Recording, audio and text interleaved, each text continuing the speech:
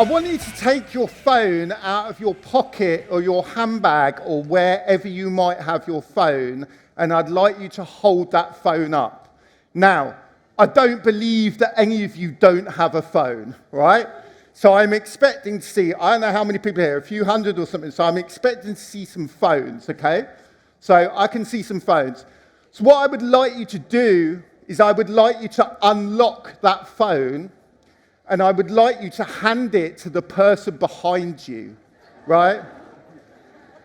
On one basis, that the person behind you is someone that you don't know, okay? So unlock your phone, hand it to the person behind you. This is about trust, people. You all right, mate? Oh, sorry. Oh, you're all right. How you doing? This is all about trust, people. I'd like you to unlock your phone and hand it to the person behind you. And then what I would like you to do, new person with the phone that isn't yours, find the photo album. Whoa, what you got in there? What you got in there? I'd like you to find the photo album. I'd like you to find a photo, and I want you to ask the other person about that photo, right? Because today, we are going to talk about starting a cultural revolution. To do that, we must trust each other. There is no greater level of trust for those people who are married than unlocking your phone and handing it over, my people. You hear me, right? Okay, you can hand it back now. You can hand it back. You can hand it back. So, why we're doing that is because together, take a beer to take the edge off and pass them back. Keep passing them back.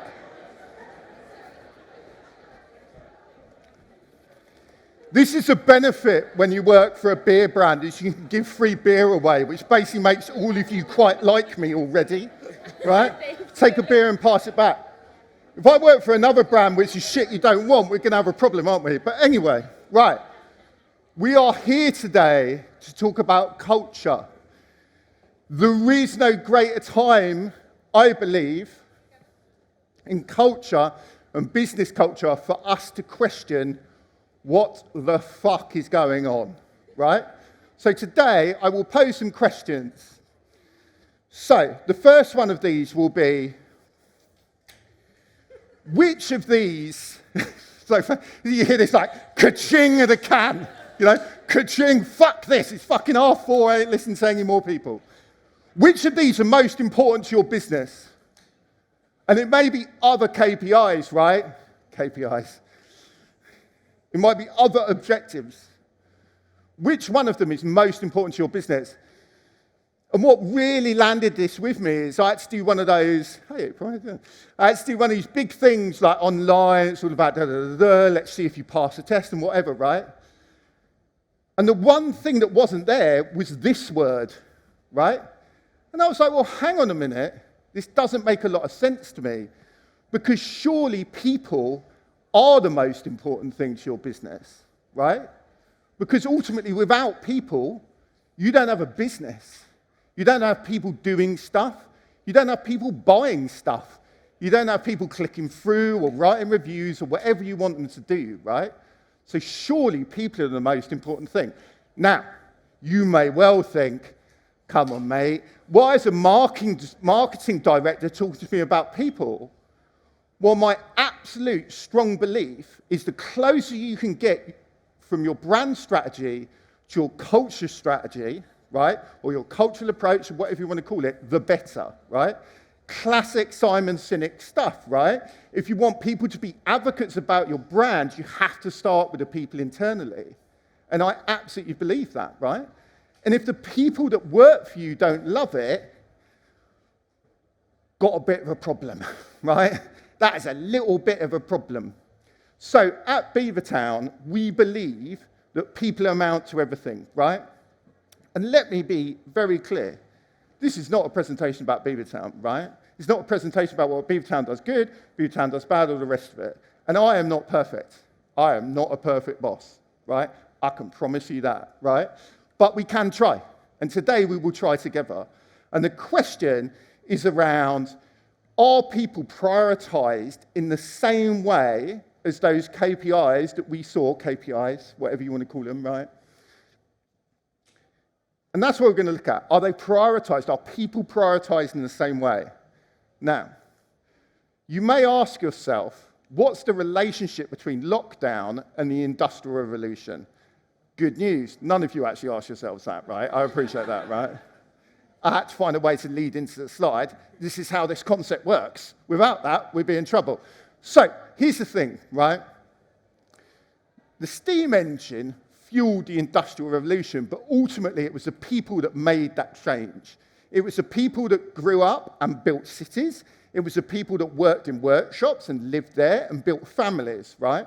But somewhere along the way, we got a little bit lost about the people, and we began to focus on the output, right? And you look at something like Taylorism, which is still used in fast food restaurants or coffee shops or whatever. That's cool, right? But that is about commodities. That is about people being commodities. And I think that is important, particularly in the industries. I'm going to make a huge sway on what kind of industries we work for, right?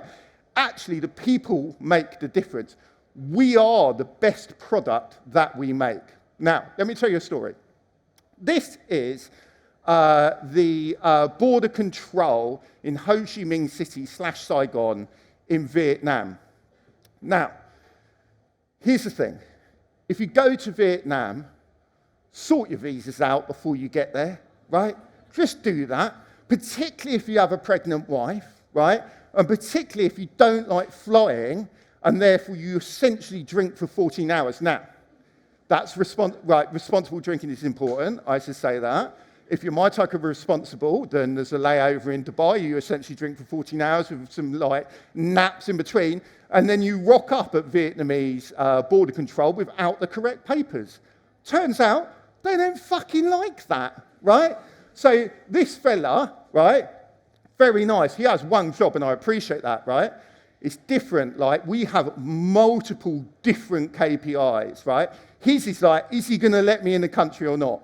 The answer was no, and I had to bribe him. That is a true story, which I'm happy to talk about later. I literally had to hand cash over at 2 o'clock in the morning.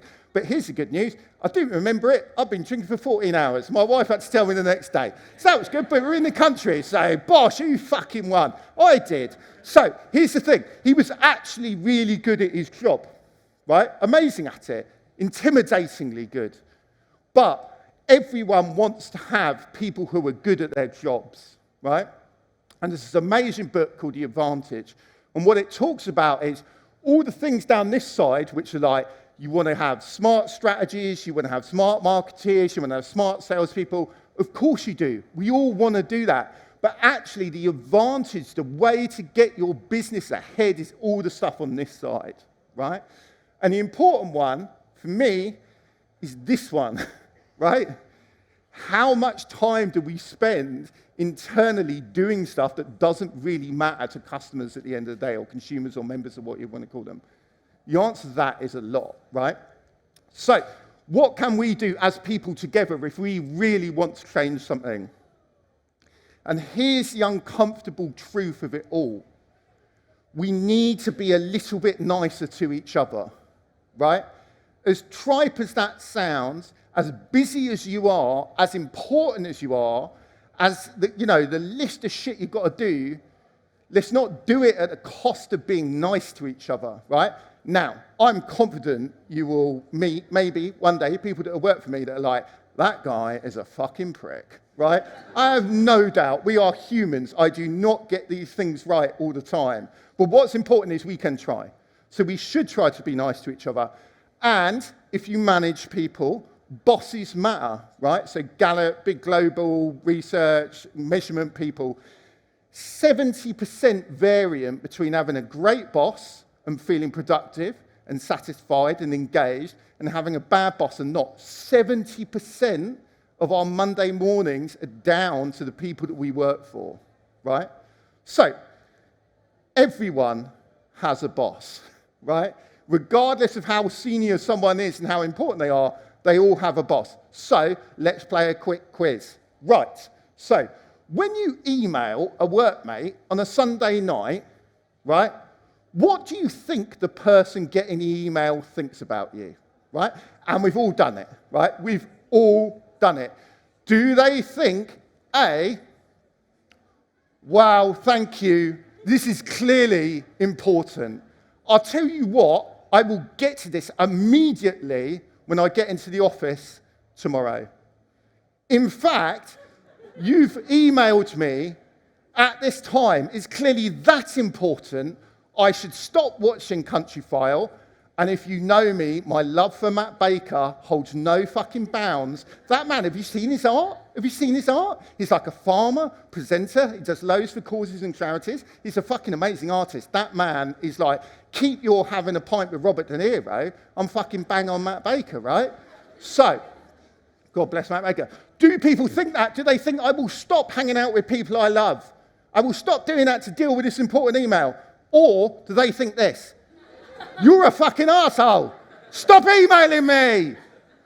Countryfile's on. Matt Baker's doing something with sheep that I don't really understand. And then there's that serious section that makes no sense, right? So what's important is there must be motivations behind our behaviour. So would I want this to happen to me, right? And someone said this to me once when I was like far more intense at work than I am now. Does it make me less productive, right? But far more intense. They said, would you want to work for you? And I was like, not really, no. I was like, well, I'll probably skip that. And they were like, you probably should have a cup of tea and a bit of a think about it. And I was like, oh, God, right? So, would you want this to happen to you? Now, the problem is we have loads of temptations, right? Like the mobile phone. Now, here's the thing about mobile phones. Now, prior to being the marketing director at GiftGraff, I was one of Beavertown, I was one of the founders of GiftGraff, right? So I feel I know something about mobile phones. Here's the thing, right? Here's the secret. The greatest trick that modern capitalism told us was that we are in control of being able to do our emails and work from anywhere, right? That is the greatest trick to keep us going. Now, let's be honest, it's amazing, right? I don't know how many days you go into the office. Maybe you don't go into the office. Maybe you want to. Maybe you don't. And all those debates are the correct debates to have.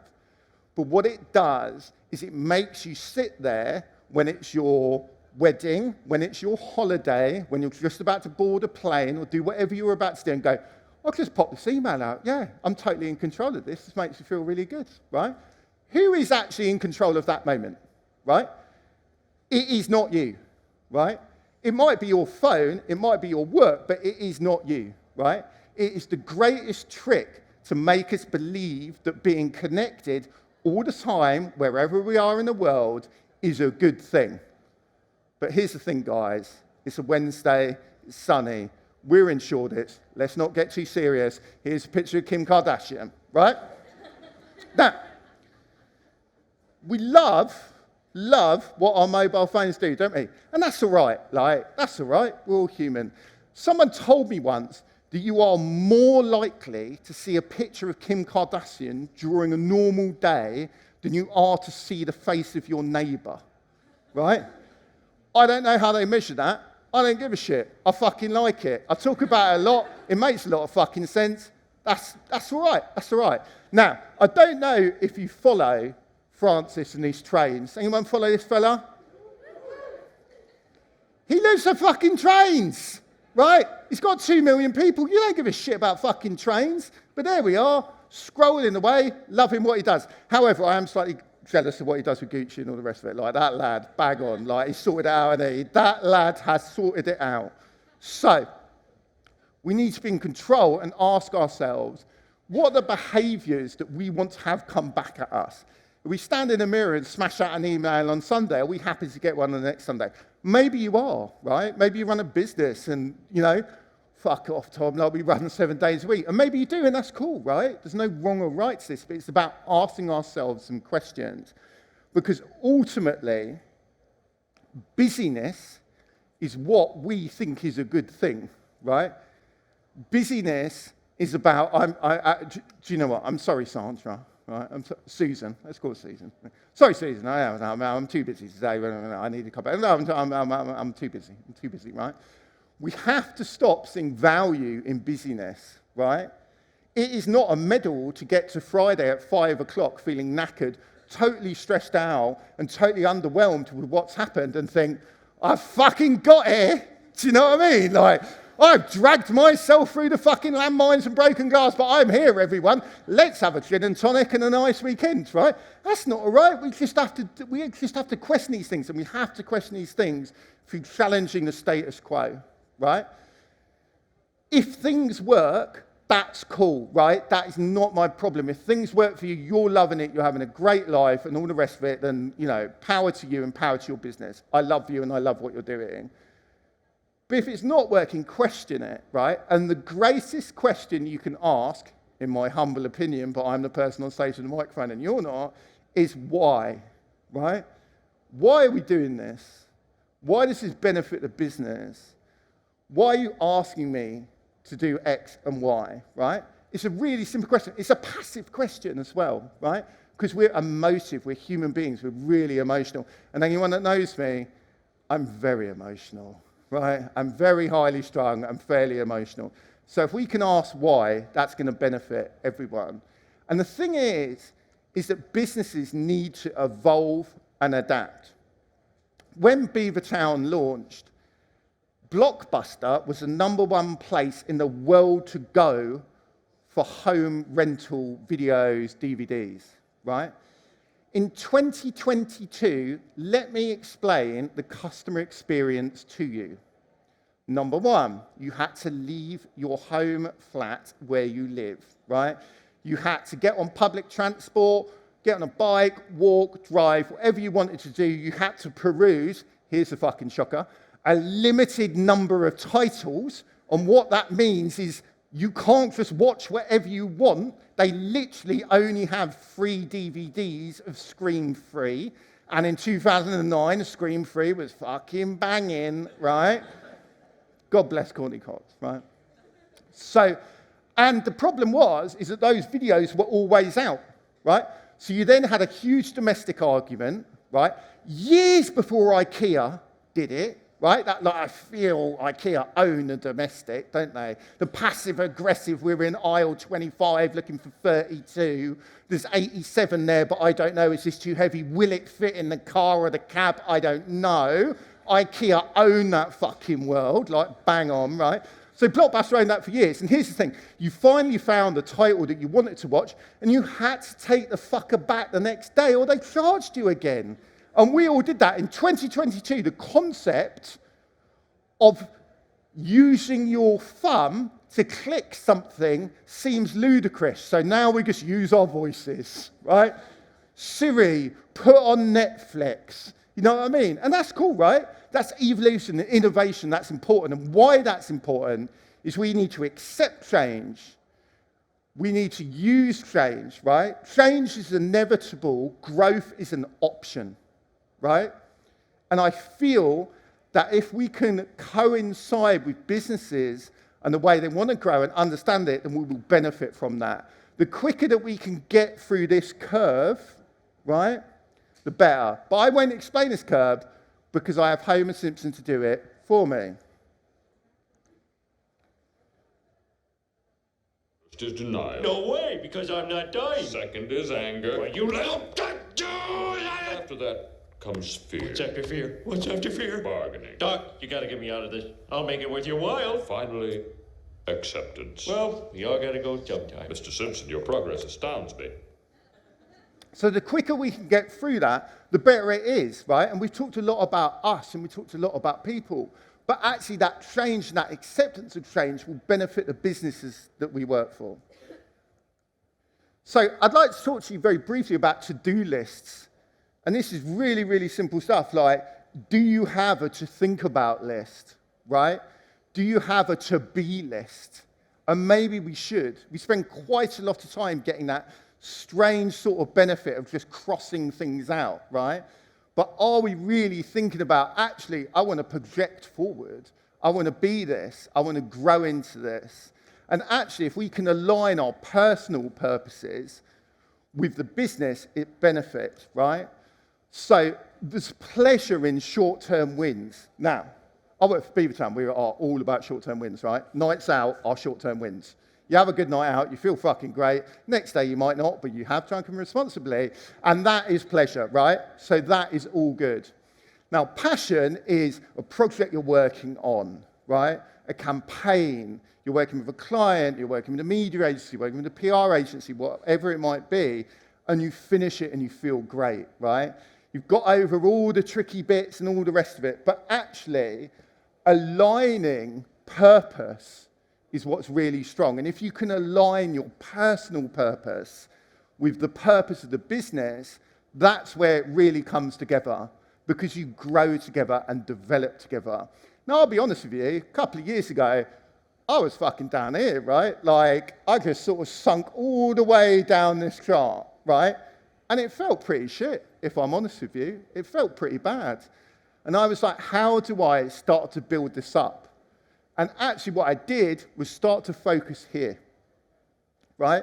If I could find something more than the daily concept of purpose, that will help. Now, there's another awkward and uncomfortable truth, right? Which is, we need to be a bit nicer to ourselves, right?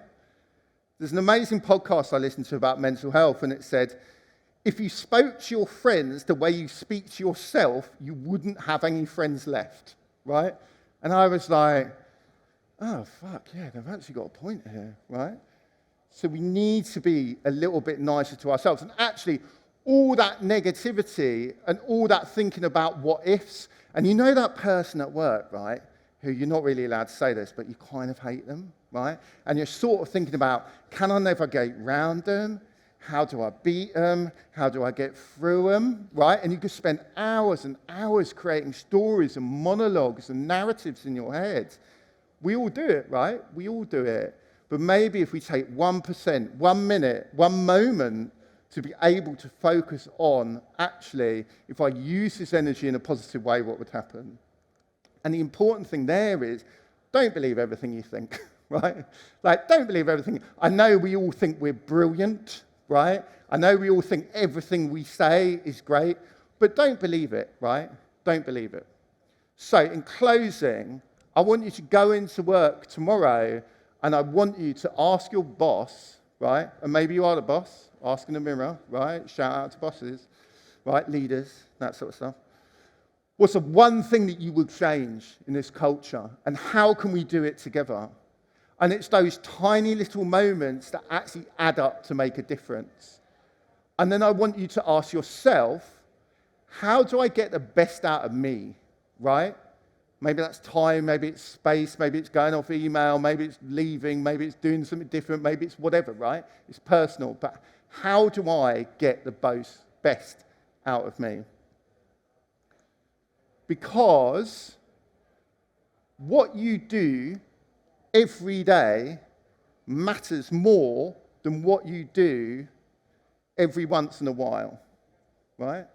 What you do every day, the hours, sweat, tears, love, fill in other words, right?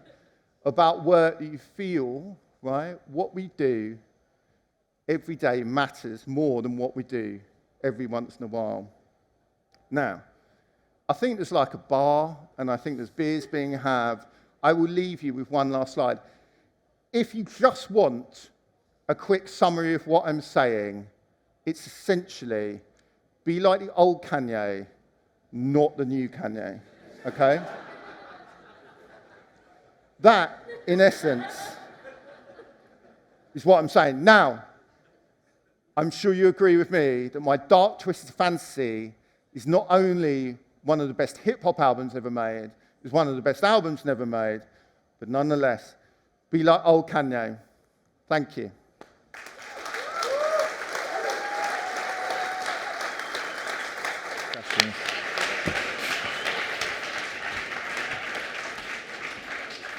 Well, what a way on which to end. Tom, thank you so much. That was incredible. I'm just going to put one question to you. It sort of sums up what I was thinking, what everyone's thinking. And it is from Taz, who says, I love the sentiment of everything you're saying, but never going to happen in certain businesses like a US corporate.